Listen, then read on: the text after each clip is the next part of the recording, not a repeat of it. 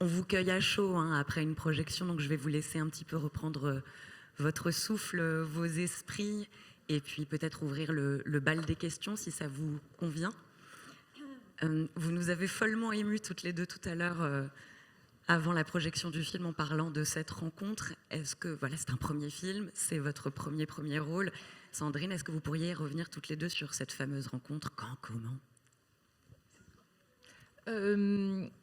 Donc moi j'ai fait la FEMIS, l'école de cinéma, et donc en sortant j'ai écrit un scénario et je cherchais une héroïne. C'était pas facile parce que le film racontait une jeune, enfin je cherchais une jeune fille qui était dans le film d'un milieu social assez modeste mais qui en même temps n'était pas que ça, qui avait vraiment une soif de liberté, etc., qui était une vraie héroïne romanesque. Donc je voulais pas enfermer le personnage dans une actrice qui aurait été trop une ouvrière. Donc chercher une héroïne. Et j'avais vu un court-métrage, un moyen-métrage dans lequel jouait Sandrine. Et je me suis dit, c'est elle, et je ne la connaissais pas. Et donc mais à l'époque, on n'était rien du tout. Je savais pas ce que c'était qu'un agent. Je savais pas, on savait rien. Donc je l'ai fait comme ça. J'ai cherché, j'ai enquêté, j'ai trouvé Sandrine. Enfin, c'est son contact. Et je me souviens très bien qu'on s'est rencontrés dans un café sur la place du Châtelet. Et puis voilà, on était deux. On avait Sandrine un tout petit peu plus jeune que moi, mais voilà, on était deux jeunes filles qui voulaient faire du cinéma, pas plus que ça, et moi, elle me plaisait tout de suite. Et donc, je lui ai dit, bah voilà, je veux faire un film et vous me plaisez. C'est à peu près tout. Et puis tout de suite, je sais pas, on a bu ce café, c'était tout simple. Enfin, on s'est dit, ben d'accord. Enfin, on ne savait rien. Enfin, moi, je ne savais rien en tout cas. Et on a fait comme deux jeunes filles qui font vraiment du cinéma. Après, c'était très difficile de trouver le financement. C'était paradoxal parce que c'était un moment où les gens de cinéma disaient non, il ne faut pas faire des films sur l'état de l'époque, il faut au contraire faire des comédies musicales. Enfin, on disait mais une chômeuse n'y pense pas, ça n'intéressera personne, etc. Donc on a eu j'ai eu du mal à trouver de l'argent. C'était tout très rocambolesque. Les producteurs nous ont laissé tomber. Et Sandrine et moi, on a dû retrouver. On tenait tellement à faire le film qu'on a mis en place une espèce de duo de producteurs. Voilà. Et enfin bref. Mais quand même, on a donc tout de suite été soudés par cette envie de faire le film. Puis on est parti comme ça. Mais c'était pas du tout la mode de ce genre de sujet. La recherche de travail, la recherche d'une place dans la société, la quête amoureuse, mais de gens comme ça un peu perdus. Et là, quand je revois le film, et le film est finalement sorti en 95 pendant les grèves, et là, d'un coup, les gens se sont dit, ben oui, en fait, l'état du monde a un impact sur l'état de nos sentiments. Et là, ce qui me frappe 30 ans après, quand même, c'est de me dire, finalement, ces jeunes gens de l'époque ressemblent certainement avec d'autres outils, avec d'autres questions. C'est plus, là, il n'y a même plus de travail, donc on ne peut même plus rechercher. Mais disons, la question de la lutte des classes, la question d'être seul, de se sentir seul, de vouloir quand même quelque chose de plus grand, ça reste d'actualité. Et ça pourrait être en même temps un film du 19e siècle. Enfin, c'est-à-dire que Sandrine, c'est ça que j'aimais, que j'aime toujours chez elle, c'est une chose totalement moderne et totalement intemporelle à la fois. Et c'est ça oui, qui me touchait et qui me touche encore, quoi, qui m'inspirait. Une modernité romanesque. C'est ça qu'elle incarne pour moi. Et d'un milieu et qui peut traverser. Là, c'était ce milieu-là. Après, on a fait un autre film. C'était complètement autre chose. Une fantaisie aussi. Je vois les tentatives, enfin l'humour, la fragilité et la force en même temps de cette jeune fille. Et voilà. Je peux parler des heures de Sandrine. Comment vous l'avez abordé justement ce rôle, Sandrine? Qu'est-ce qui vous a touché dans ce personnage chez Alice? Mais en fait, bon, c'est effectivement très émouvant. Moi, j'étais parce que ce sont mes débuts et nos débuts ensemble, en fait, une rencontre un peu inespérée comme ça, tombée du ciel, quoi. Je sais pas, où on attend d'être regardé quand on est actrice, quand on est jeune, quand on veut tellement faire du cinéma, quand on aspire tellement à ça, qu'on aime tellement les films, tellement les acteurs, les actrices, les réalisateurs, les réalisatrices. Puis tout à coup, j'avais eu déjà des regards qui s'étaient posés sur moi, dont Éric Rochant, mais le film n'était pas encore sorti. Et puis Laetitia est arrivée avec un rôle qui portait tout le film je portais tout le film sur les épaules. Et quand j'ai rencontré Laetitia dans ce café, je me souviens qu'elle m'a parlé du personnage. Après, j'ai lu l'histoire, ça je me souviens aussi, et j'ai tout de suite dit oui, et j'ai tout de suite été consciente de ma chance, enfin de tout ce qui s'offrait à moi. Comme ça, je me disais, mais ça y est, là, je vais pouvoir jouer sur 1000 petites choses. J'adorais que ce soit pas justement mon milieu forcément social. J'avais été plus gâtée que cette héroïne, mais j'adorais aussi composer. Enfin, justement, pas composer ça, mais aller vers ça. Ça m'ouvrait vers un horizon que je connaissais moins. Je me souviens très bien de la séquence de l'embauche où j'avais regardé beaucoup les filles qui sont au début du film, qui étaient des vraies filles qui cherchaient à être embauchées pour travailler à Boulogne-sur-Mer. Et Laetitia m'avait demandé d'assister à ce que tu filmais à ce moment-là. Je m'en étais beaucoup inspirée pour leur humanité, leur humilité, leur humour aussi, leur façon d'aborder ce type comme ça qui était devant elle avec vachement de cran, quoi, vachement de courage. Je suis frappée par le courage qui est le même il y a 30 ans qu'aujourd'hui, en fait. L'amour qui est le même il y a 30 ans qu'aujourd'hui. Et comme Laetitia, il y a 30 ans, était une jeune femme de 20 ans, quoi, une vingtaine d'années, et qui avait ces thèmes-là en tête et cette maturité pour traiter avec autant de recul cet âge-là. C'est-à-dire que moi, j'arrive mieux à profiter, je dois dire, même si j'aime tout le film, vraiment, et c'est pour ça que la rencontre avec Hugues Pesson dans le train et que ça rende possible aujourd'hui de revoir le film me bouleverse, parce que aujourd'hui on a des enfants, Laetitia et moi, qui vont pouvoir à nos âges de l'époque voir le film où on a l'âge qu'on a maintenant et eux l'âge qu'on a dans le film, et c'est beau ça. Et qu'est-ce que je disais juste avant, un truc par rapport à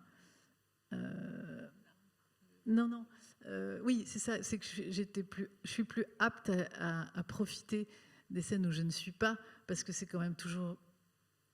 Mais c'est fantastique de voir inscrit dans ce monde que j'aime tant du cinéma, j'ai cette inscription de moi à cet âge-là. Vous voyez l'effet que ça me fait? Je sais pas, je me dis, mes yeux, mon nez, mon profil, mon corps. Non mais je veux dire, qu'elle a filmé, quoi, qu'elle a voulu filmer, qu'elle a voulu regarder, qu'elle a voulu magnifier, mettre en lumière. Je suis sa messagère, quoi. Je suis son Alice imaginée un jour dans sa chambre, j'imagine, toute seule, sortie de la Fémis, ce truc. Elle devait imaginer Alice et puis c'est moi, quoi. Et donc je me dis pourquoi, c'est fou, quoi. Je remplis l'espace d'un écran, enfin tout ce que je rêvais est là, et c'est la première chance, c'est le premier regard, c'est les premières séquences, les premiers... Et puis on voit Rushdie, ça m'émeut vachement de voir Rushdie, qui était mon chouchou à l'époque. Je disais à Laetitia, mais ce mec va faire une carrière. Non pas que les autres étaient pas bien, mais je voyais en Rushdie aussi on avait le même plaisir de jeu, on était tout le temps à inventer des trucs. Je trouve la scène tellement moderne entre les deux garçons qui s'écoutent pas, mais qui sont super avides d'amitié, de partage et tout, mais qui sont tellement contents qu'il leur arrive des trucs, quoi. Et donc c'est très très émouvant de voir Claire Denis jouer ma mère, qui maintenant... C'est Claire Denis, quoi. Enfin, et pour vous dire aussi, il y a mon père qui joue mon père. Voilà. Il y a beaucoup de choses. Et puis, il y a une façon je trouve, de regarder la société, de parler d'amour, de parler de ces choses qu'on a du mal à raconter, qui sont dans les... Finalement, je pense que Laetitia m'a beaucoup inspirée. Je pense que les premières fois sont les fois qui restent le plus... m'a beaucoup inspirée sur les 30 ans de vie. C'est quand même... c'est pas rien, quoi. Non, ce qui Donc était inspiré sur, je finis juste sur ça parce que c'est toi qui m'as donné ça, sur filmer les non-dits. Filmer, c'est devenu une obsession chez moi après des films où on dit pas tout. Les films où justement il y a du hors-champ, tout n'est pas dit, il y a des silences, il y a des regards qui en disent plus, il y a beaucoup de choses d'amour, je trouve, qui sont dites sur des gestes, des regards, des postures. Et je pense que ça m'a marqué parce que quand je pense qu'il y a des actrices qui n'aiment pas être filmées de trois quarts d'eau, qui n'aiment pas être filmées en baissant la tête, qui aiment toujours être comme ça. Ce que je trouve très beau, là, c'est ça aussi. C'est des choses qui sont belles au cinéma, qui font quand même rêver, mais qui sont très, très, très accessibles. On s'identifie. Ce sont des gens comme nous. On voit le film, on peut s'identifier. C'est pour ça que le film a retenti sur les gens. C'est que c'est une histoire toute simple, de gens tout simples. Et finalement, on a besoin de voir ça aussi, de voir qu'on n'est pas tout seul, quoi. C'est ce que raconte le film. Hein. C'est des gens très simples avec des rêves très grands. Et c'est ça que je voulais montrer, c'est que en fait, tout le monde avait des très très grands rêves. Que c'était pas et que je trouvais et que je trouve encore qu'on condamne les gens, enfin qu'on juge les gens sur leur modestie matérielle et qu'on ne sait pas voir leur grandeur intérieure. Quoi. La dame de tout à l'heure disait le regard, regardez avec vos yeux intérieurs. Ou voilà. C'est l'intérieur de gens normaux qui m'intéressaient et qui m'intéressent toujours. Non, ce qui est très beau, c'est que quand même, c'est assez rare de rencontrer, dès qu'on commence à faire des films, l'âme sœur, quoi. Et moi, je suis vraiment une cinéaste contemplative. C'est-à-dire que si je peux pas filmer un visage que j'aime, un corps que j'aime, que j'aime comme... vraiment, c'est très très fort. C'est comme de l'amour. Faut que quand on dit l'inspiration artistique, c'est vraiment ça. Moi, c'est comme ça que je filme. Ça se voit, là, les mouvements, les choses, là, quand elle danse, quand ça ne sert pas à grand-chose, à part à montrer la grâce de cette jeune fille et justement ses espoirs et tout ça. Et moi, si je ne suis pas inspirée, je ne fais rien du tout. Et là, j'ai eu la chance de rencontrer tout de suite une fille, mais qui me plaisait, parce que c'est des mots, la modernité et le romanesque, mais c'est très très rare. Enfin, il y a des filles qui jouent super bien, il y a des super actrices, mais là, en plus une inventivité, on inventait ensemble. Sans Sandrine, c'est pas le même film. Et puis après, on en a fait 3 ensemble, donc c'était pas une petite chose, c'était vraiment comme une source de. Et ça, c'est très précieux quand on fait. C'est pas on écrit. Le cinéma, c'est pas de l'écriture. C'est-à-dire, ça se nourrit du corps des acteurs et donc et de leur âme d'une certaine façon. Donc quand ça match, un même acteur peut faire complètement autre chose avec quelqu'un d'autre. Mais moi, je trouve que ça matchait quoi. Et c'est ça qui était très précieux pour commencer. Enfin, c'est même inespéré. Et surtout, c'est là où c'est frappant, c'est qu'aujourd'hui, c'est tout un autre système pour faire des films, c'est beaucoup plus cadré, il y a tout un chemin. Là, vraiment, c'était rencontre dans un café, point. On était vraiment 2 innocentes, quoi. On n'a pas... C'était sans chercher à... Et déjà, c'était une lutte. Quand il n'y avait plus d'argent, pour raconter, il manquait de l'argent pour faire le film. Et j'avais rencontré un producteur qui est au générique, qui s'appelle Georges Benayoun, qui, à l'époque, produisait un film de Gilles Mimouni qui s'appelait L'Appartement. Et il m'a dit, OK, si tu fais un petit rôle gratuitement dans ce film, je donne des sous à Laetitia Masson. J'ai dit OK. Donc j'ai fait L'Appartement, un petit rôle pour jouer la nana de Vincent Cassel. Et ce qui a permis au film de se faire, en fait. J'étais obsédée par En avoir ou pas. Je sentais qu'il y avait que ce rôle allait être... puis je vois des plans là, c'est très émouvant pour moi parce que je vois effectivement un regard se poser sur moi de la tête aux pieds, quoi. C'est vraiment des pieds à la tête, sinon. Mais voilà. Tout en faisant une transposition, c'est-à-dire que c'était pas juste... parce que Sandrine n'était pas du tout le personnage. C'est ça qui est marrant rétrospectivement, c'est que j'ai entraîné souvent dans des Même moi, je ne sais même pas ce que j'avais dans la tête à cette époque. Je me dis, ah là, c'était très politique, en même temps très... aujourd'hui, on dirait féministe. Moi, je ne le voyais pas comme ça, mais disons que ça m'intéressait de penser à ce que c'était... Comment une jeune fille trouvait sa place, comment elle se libérait de toutes les images qu'on projette sur sa quête d'amour. Elle est unique, enfin... et pourquoi je disais ça oui, c'est-à-dire ce que j'avais dans la tête me paraît assez râpeux, et je suis fascinée que Sandrine m'ait suivie à l'époque parce que c'était pas forcément son univers, c'était pas. Moi, j'avais déjà mes obsessions. Moi, j'étais déjà actrice dans l'âme. Hein. Oui, c'est ça. Je sentais qu'il y avait quelque chose. Mais en fait, ce qui est beau, en fait, c'est ça qui est incroyable aussi, c'est que le film, il nous raconte en fait, Laetitia, parce que nous, on avait ce grand rêve. Oui. Chacune dans nos mondes, parce que toi, tu as fait tout le parcours d'une ville de province pour venir à Paris, l'école de cinéma, ok, mais après, c'est faire des films, les faire, trouver tes acteurs, enfin, c'est ça aussi qu'on raconte. C'est ça aussi qu'on a vécu en 30 ans, finalement. Et c'est vrai que c'était en même temps, on était encore innocente, on était encore vraiment jeunes, parce qu'on n'avait pas connu tout ce qu'on a. On a connu énormément de trucs, mais le film, il y a une maturité dans le sens où il étudie la société. C'était pas, je racontais pas ma vie. Hein. Je voulais vraiment réfléchir à ce que c'était que le travail, l'humiliation de la scène d'embauche. Ça reste malheureusement d'actualité, toute cette difficulté qu'on a quand on est jeune à exister, quoi, à vivre sa vie. Quand elle dit prendre des risques, lui, il ne veut pas prendre de risques. Et il a toujours peur, et elle n'a jamais peur. Toutes ces choses c'est en ça que je pense qu'il y a encore une modernité, c'est-à-dire comment on se libère. Et le film d'après, alors là, il est très, très hardcore là-dessus, sur...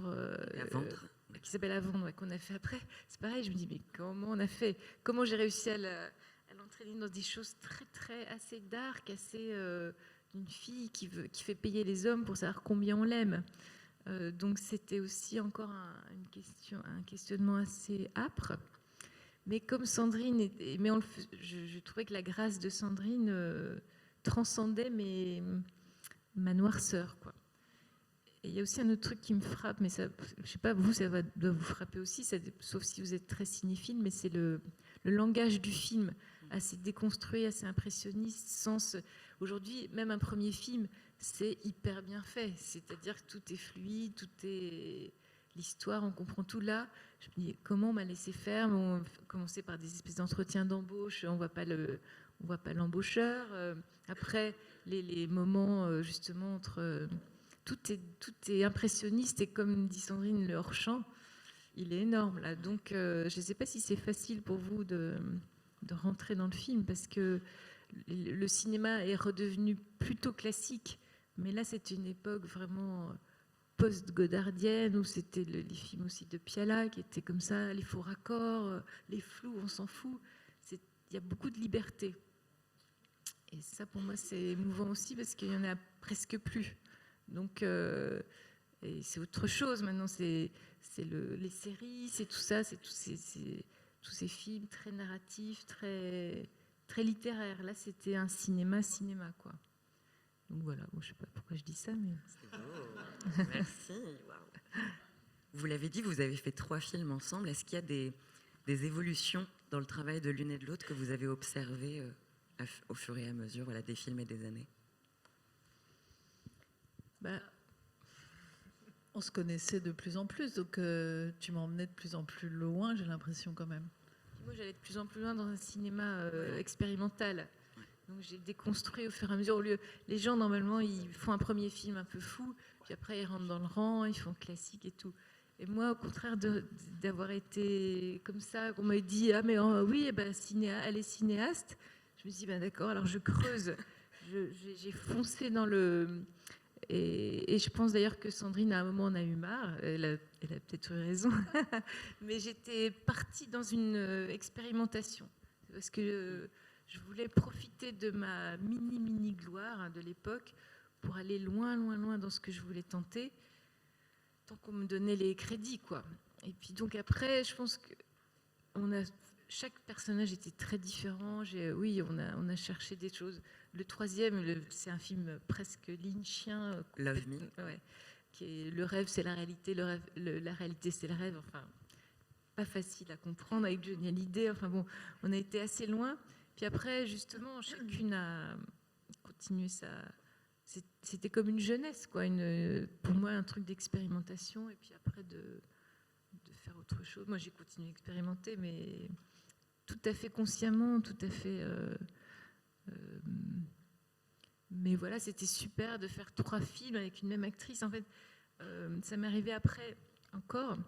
C'est génial parce qu'en fait, la première fois, on n'ose pas trop. Enfin, on apprend à se connaître. Puis après, quand on se connaît, un acteur, c'est fantastique. C'est comme une boîte avec 1000. Surtout une actrice comme Sandrine où tout était possible. Enfin, on inventait. C'était très inventif, quoi.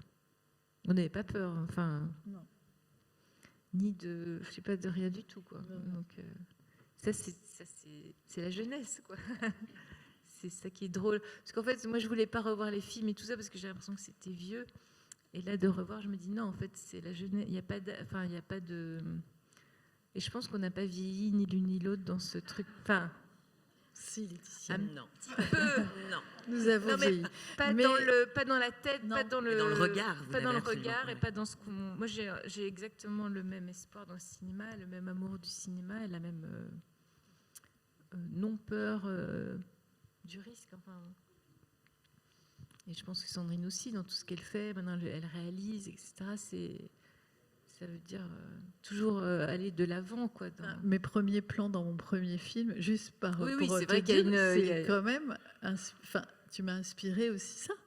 Parce que c'est quand même les visages des filles qui n'arrivent pas à dire une réplique de théâtre. Je passe d'une fille à une autre. J'ai dû penser sans penser en pensant. Enfin, ça m'a inspiré jusque-là, je crois. Non, mais c'est sûr. Une première fois, c'est comme en tout, hein, c'est une découverte. Surtout que c'était comme, t'aurais pu faire un premier film avec un grand metteur en scène vieux qui aurait. Non mais là c'était tout. Non mais en fait on était toutes les deux dans nos premières fois, donc c'est quand même. On était alliés, quoi, plus encore, puisqu'on était dans un jeté à l'eau, voilà, toutes les deux en même temps. Oui, on avait le même âge, on avait les mêmes. Et puis j'ai souvent remarqué que les réalisatrices et les réalisateurs ont besoin, et c'est, je pense, inhérent au cinéma, d'aimer leurs acteurs, mais c'est pas le même amour et le même désir. C'est-à-dire que une réalisatrice a besoin d'une identification, de chercher sa double, quasiment. Et ça, c'était magique, parce que quand même, on a des points communs.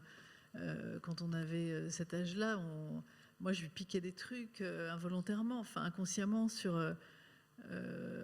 on est proches, quoi. Il y a des trucs physiques qui on se ressemble, enfin sans se ressembler, mais il y avait des trucs... Donc il y a un truc d'identification aussi qui s'est fait de façon un peu miraculeuse, quoi. On sortait vraiment, quand je dis Godard, Truffaut, tout ça, c'était vraiment, on cherchait tous notre Antoine Doinel, enfin on était tous... enfin moi j'estime l'avoir trouvé, c'était ça qui était incroyable, c'est que... Parce que j'avais fait, quand j'étais à la Fémis, j'ai fait un premier film, un petit court-métrage avec une fille que j'avais trouvé dans la rue et tout, ça n'allait pas du tout en fait. Donc je me méfiais beaucoup aussi de mon propre sentiment. Je me disais peut-être je suis pas capable de trouver la bonne actrice qui me. Mais là j'ai même pas cherché. J'en ai pas vu deux. Hein. J'ai vu Sandrine dans ce film et je me suis dit mais c'est exactement. Oui, c'était l'évidence, ouais. Et donc ça, franchement, c'est pas tout le temps. Le truc, ouais. Rare. Mesdames et messieurs, on va vous laisser la parole si vous voulez la prendre et faire tourner les micros. Oui, bonsoir, et merci beaucoup pour ce film que j'ai découvert puisque j'avais une lacune. Je l'avais manqué à la sortie, donc merci beaucoup. J'avais une question, il y a plusieurs thématiques effectivement qui sont abordées. Et il y en a une qui est le rêve de chanteuse, et donc je ne peux pas m'empêcher de demander à Sandrine Kiberlin si l'idée de chanter est venue avec ce film ou un peu après, jusqu'à en faire un disque. Alors, moi, j'ai cette chanson de Marianne Faithfull, quand même, je me souviens, ça m'a poursuivi après, j'arrêtais pas de l'écouter, et je l'écoute encore. Enfin bon, Marianne Faithfull, c'est quand même... Mais non, je crois pas, là, pour le coup, je crois pas qu'il y ait de lien, parce qu'en fait, l'envie de chanter, c'est venu de l'écriture. En fait, j'ai eu besoin, moi, d'écrire pour pas être que dans l'univers de ceux qui me choisissaient, pour me recentrer, comme un besoin de me retrouver entre les personnages que je jouais, qui n'étaient pas moi. Le souci de redevenir moi est quand même très présent dans ma vie. Et donc, ça passe souvent par l'écriture, l'introspection. Et donc, la chanson, c'était évidemment un plaisir que j'avais envie de vivre depuis longtemps, mais ça passait par l'écriture. Et quand j'ai pensé, quand un éditeur m'a dit, dis donc, ce sont des chansons, et que Alain Souchon a cautionné, là, je me suis dit, ah, bon, peut-être on peut y aller carrément. Et donc, voilà, c'est venu de ceux qui m'ont fait confiance. Parce qu'en fait, c'est ça aussi que je retrouvais dans le film, c'est que c'est vraiment... sans les rencontres, on n'est rien, quoi. Enfin, c'est vraiment un... Voilà, c'est ça aussi qui est très frappant dans le film. C'est par les rencontres qu'on devient ce qu'on a rêvé d'être, ou plus que ce qu'on a rêvé d'être. Et là, en l'occurrence, la chanson, c'était Souchon. Merci. Merci. Et bonsoir, j'ai beaucoup apprécié le film aussi, et je remercie de vos commentaires. Je ne connaissais pas trop Sandrine parce que je suis un peu moins cinéphile qu'avant.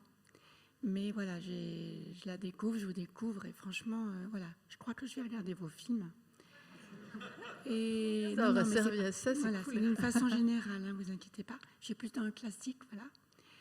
Et surtout, moi, j'ai beaucoup apprécié un acteur, c'est l'acteur Bruno. Je trouve qu'il ressemble étonnamment. Alors, comme je vois personne qui me pose la question. À Johnny À Johnny Depp. Non. Ah, pardon. Ah, mais c'est vrai, maintenant que vous le dites. Mais moi, c'est Patrick Devers. Je ne sais pas si... Alors voilà, je vais vous montrer la photo derrière mes amis parce que c'est étonnant. Je me suis demandé si c'était un fait exprès ou pas. Oui, c'est une belle découverte. Et qu'est devenu cet acteur, s'il vous plaît? Alors malheureusement, il est mort. C'est un garçon qui n'avait pas fait grand-chose quand je l'ai rencontré.